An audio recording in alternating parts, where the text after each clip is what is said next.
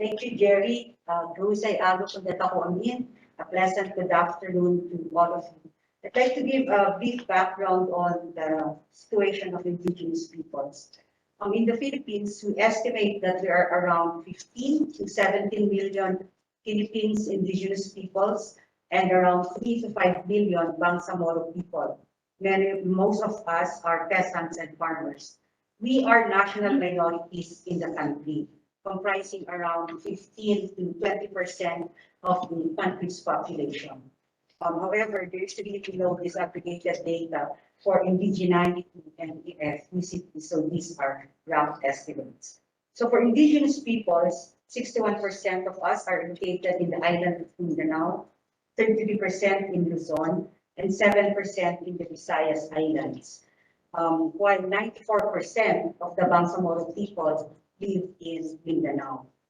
As national minorities, we share a history of struggle against colonization, and today, the plunder of ancestral lands, discrimination, political vilification, and militarization of our communities.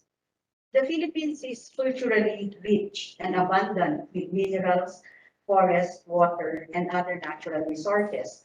It is a mega diverse country, and most of our biodiversity, key biodiversity areas are indigenous and Bangsamoro lands. In terms of legal framework, the Philippine Constitution provided that the state shall protect the rights of indigenous cultural communities and allow the establishment of autonomous regions for the Cordillera and Muslim Mindanao. This has led to the creation of the Cordillera Administrative Region, the Bangsamoro Autonomous Region in Muslim Mindanao, and now the Bangsamoro Transition Authority. The government, aside from this, legislated the Indigenous Peoples' Rights Act and signed the UN Declaration on the Rights of Indigenous Peoples. However, despite all of these policies, we see a situation where government disregards, if not outrightly violates, our rights to land, self-identity, and self-determination, encompassing the right to free, prior, informed consent. It continues an all-out war and counter-terror campaign, especially against the Bangsamoro. It continues a campaign of land grabbing for exploitation, resulting in our displacement and dispossession. In fact, even government data would indicate that the country's poorest areas are territories of national minorities. And in the Bangsamoro, where the government implemented the War of Terror in 2001. In addition to what Mr. Bautista has mentioned a while ago, the Philippine Mining Act of 1995 allows large-scale mining, and it remains despite widespread opposition.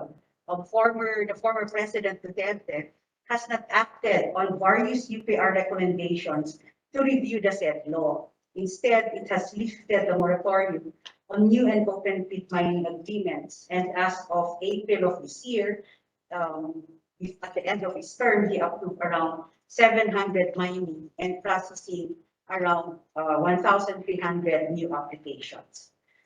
Aside also from several UN recommendations and the European Parliament resolution urging the dismantling of paramilitary groups, the military, the police, and private paramilitary groups continue as investment defense forces for mining and other destructive projects.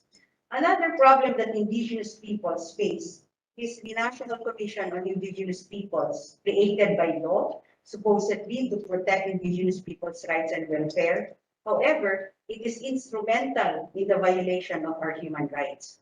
It manipulates our right to free, prior, informed consent and issues fraudulent certificates of precondition. These allow destructive and unwanted corporations and state-sponsored projects in indigenous territories. It also has an increasing role in government's counterinsurgency policy and the National Task Force to End Local Communist Armed Conflict, the NTF-LCA, and all of these pose a great threat to indigenous peoples. The National Task Force, or all other agencies of government, continues to label as anti-development assertions of our rights to land, territories and free prior informed consent. They brand Indigenous and Bangsamoro communities as red and terrorist areas, resulting in militarization, aerial strikes, and evacuation of communities. It persistently brands our leaders and organizations and even our communities as terrorists and front organizations of the underground revolutionary movement. Aside from this, it has been responsible for creating fake and false surrenders to support this ridiculous narrative. All of this has led to extrajudicial killings or contributed to extrajudicial killings, trump-up charges, threats and harassments against members and leaders of national minority organizations. Our Philippine-based network, KATRIBU and Santugo, has recorded violations from 2016 to 2021 of extrajudicial killings, illegal detentions, indiscriminate bombing and firing, and forced evacuations. Unfortunately, impunity reigns with no effective investigation and prosecution of these cases. In the case of Marawi, the 2017 military airstrikes and mortar shelling in the city and other Bangsamoro areas resulted in the displacement of at least 40% of the population in the said autonomous region, despite the 7 billion foreign funds aid for the rehabilitation of Marawi. The former president has not addressed the displacement of Bangsamoro families who could not yet return home, even up to date. The new president, Ferdinand Marcos Jr., is no different from his predecessor. In terms of mining, he has identified mining as a long-term revenue source for the Philippine economy to recover from the COVID pandemic.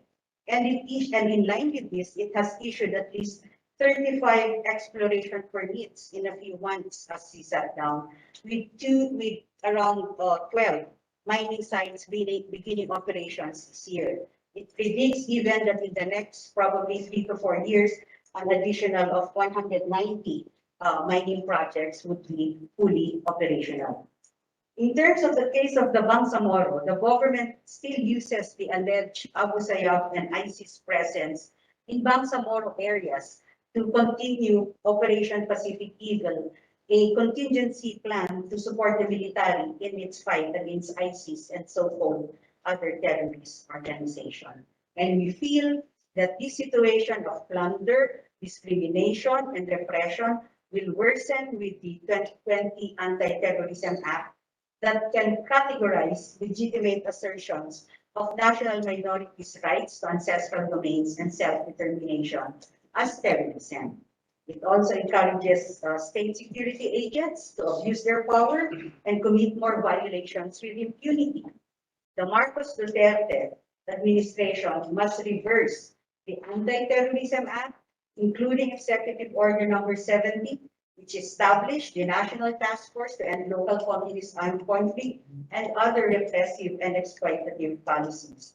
If not, the lives of national minorities will be at greater risk. Our situation calls for immediate international action and attention, and we need your support and solidarity. My colleague Meg and I would be glad to answer your questions at the question and answer call. Thank you very much.